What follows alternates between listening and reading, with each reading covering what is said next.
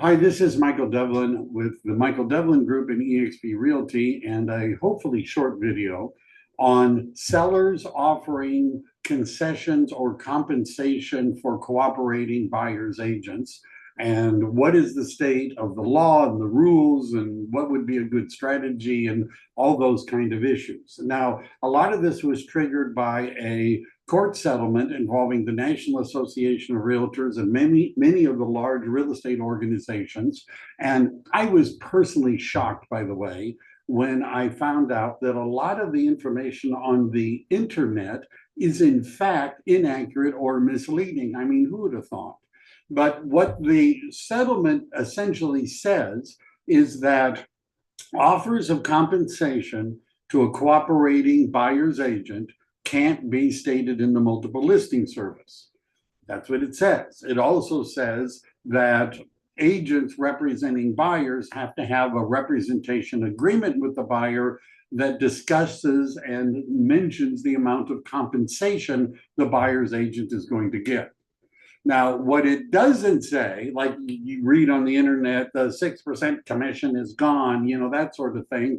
6% commission hasn't been a thing in many decades. It's been decades since I got 6%, that the standard commission is gone. It's never been a standard commission. You can now negotiate. You could always negotiate. You don't have to pay the buyer's agent compensation anymore. You never did. Sellers could have put down zero is how much they're going to pay a buyer's agent. $1, they could have put that down. Why didn't they historically? And the answer is because they want buyers agents to show the property, look for buyers for their property, and cooperate in the sale of the property. Most sellers understood that the agent who brings the ready, willing, and able buyer was a very valuable part of a real estate transaction.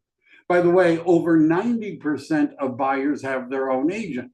And if you're a seller, you want buyers, and buyers want representation. Now, are there agents, are there buyers that don't need representation? Yeah, they're called investors. So there are retail buyers, and retail buyers are your typical buyer who doesn't do this on a regular basis, who doesn't understand all of the complexities, who wants somebody helping them. Retail buyers are the ones that pay the most for property. What about the buyers who don't need representation? They're called wholesale buyers. Investors, people who do this often, who already understand the process, but they don't offer as much money. Their idea is to buy the property at a discount so they can sell it and make a profit. So if you're a seller, what you probably want are retail buyers who are willing to pay the highest amount possible. Now, as a marketing strategy, the surveys of buyers asking them, how did you find the house you bought? 51% of the buyers said, I found it myself on the internet. 29% of the buyers say, I was introduced to the property by my agent. Now, if you're a seller, then what you want to do is to market your property to the general public, but you also want to market your property to real estate agents. How would you do that? Well, you would put it in the multiple listing service. You would offer compensation. Your agent, your listing agent, would put it on what's called the board tour. There's something called reverse prospecting where your agent can find other agents who got buyers that are searching for similar properties. You would expose it through the association and personal contacts. So there's an advantage in marketing the property to other agents as well as marketing the property to the general public. Now, let's look at some examples. Most sellers don't do this very often, right? Most sellers sell a house once or twice in their entire life. But there are sellers out there that do this on a regular basis. They're professional sellers. They're called new home subdividers. New home subdividers are generally not members of the multiple listing service. They're not members of the Association of Realtors. They do not have to cooperate with other agents. They don't have to do that, but they do. Typically, a new home subdivider will offer between 2 and 3% as compensation to an agent who cooperates with them and brings a buyer that wants to buy property in their subdivision. And it's important to note that agents who bring buyers to new home subdivisions are not actually acting as an agent in the transaction.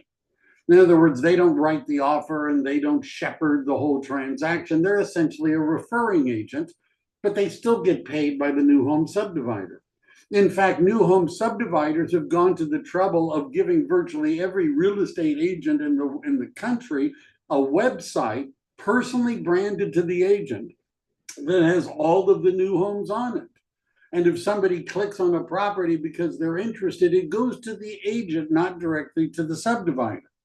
They do webinars. They have training on how to use their software. In other words, the new home subdividers make an effort to cooperate with real estate agents.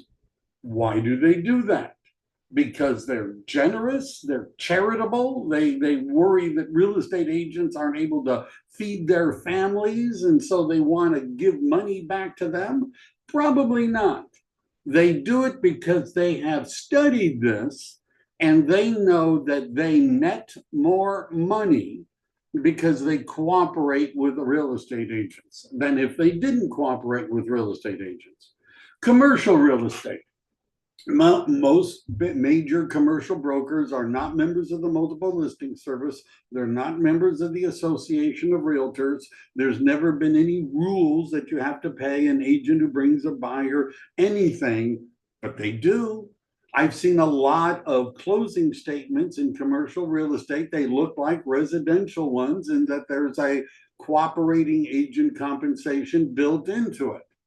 For sale by owners, the idea of being a for sale by owner is you're going to represent yourself. 75% of for sale by owners offer compensation to an agent who brings the buyer.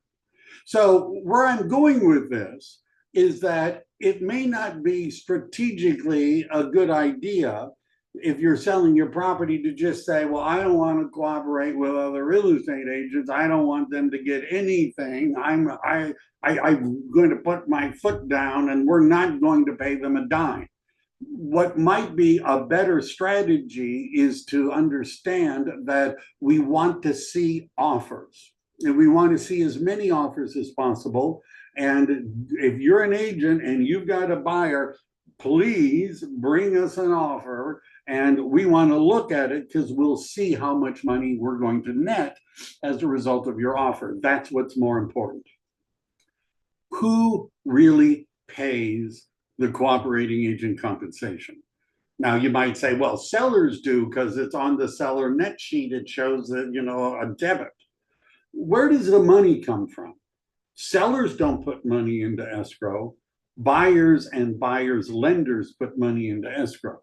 And in the sense that that's where all of the money is coming from, buyers are actually paying not only their agent compensation, but the seller's agent compensation. They're paying the buyer's closing costs and the seller's closing costs. All of the money comes from buyers. Now, buyers already have a financial burden. Typically, a buyer pays between 2 and 5% of their loan amount in closing costs, the loan origination fee, appraisal fees, title insurance fees, home inspections, there's prepaid expenses, there's recording fees. So the point I'm making is that if we shift the commission that is being paid to a buyer's agent to something they have to cover outside of escrow, then what that's going to do is it's going to increase the burden financially on the buyers, reducing their purchasing power, which may mean that they're going to make lower offers. Let's look at an example. $800,000. If the buyer makes an offer to buy a property for $800,000, but they're asking for $20,000 as a concession so that they can pay their agent. So as a seller, you would be netting $780,000 instead of $8,000. If you say, well, I ain't going to do that, I'm not going to give you a $20,000 concession. Now what it means is that the buyer may offer only $780,000 to begin with. And in fact, they might even offer a lot less. Why? Because if the seller if the buyer can build the commission they're paying their agent into the price, it means that it's being financed. So if the buyer is getting an 80% loan and they've added $20,000 to their offer, it means that 80% of the 20,000 is being covered by the lender, and their out-of-pocket expenses is only $4,000.